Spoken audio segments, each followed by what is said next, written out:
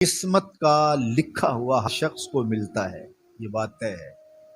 مجھے اور آپ کو وہی مل رہا ہے جو ہماری قسمت میں لکھا ہے، اس سے ایک حبہ بھی، ایک دانہ بھی کم نہیں ملے گا اور ایک زیادہ نہیں ملے گا۔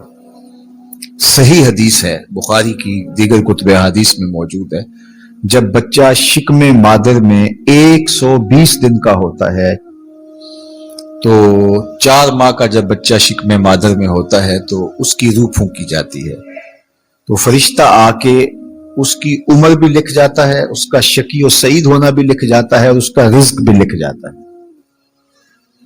تو رزق جو لکھا گیا وہ ہمیں ملے گا، اور جب جب ملنا ہے تب تب ملے گا۔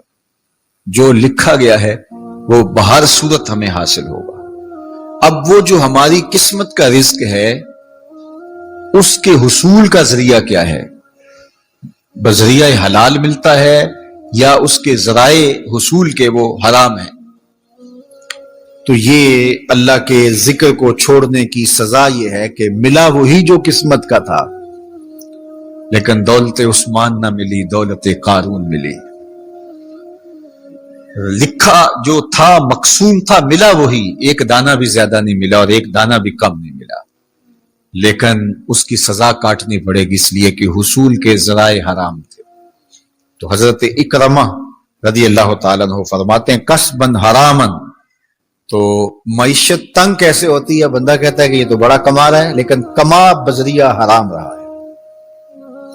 اللہ اکبر۔ بعض اوقات کچھ لوگ محنت کر کے بھی حرام کماتے ہیں۔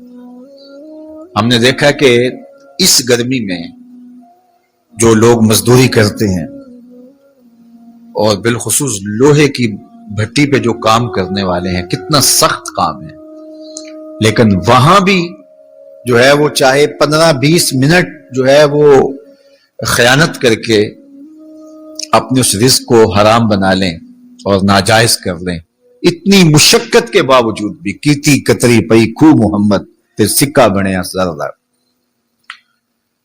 تو ایک سودا ایسے بھی بک جاتا اگر 2 منٹ گاہک کو دیتا، لیکن جھوٹی قسم کھا لی اور وہ لے کے چلا گیا، سودا تو بک گیا لیکن ذریعہ اس کا حرام ہو گیا۔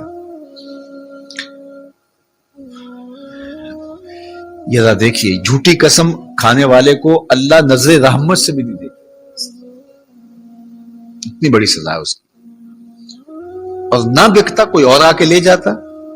جو قسمت میں لکھا ہے وہ تو آپ کا ہر صورت میں ہوگا، لیکن کچھ لوگوں کو اللہ کے ذکر کو چھوڑنے کا نتیجہ یہ ملتا ہے کہ پھر وہ ان کے ذرائع آمدنی جو ہوتے ہیں، محنت کے باوجود بھی کسب حرام ہو جاتا ہے کسی نہ کسی وجہ سے۔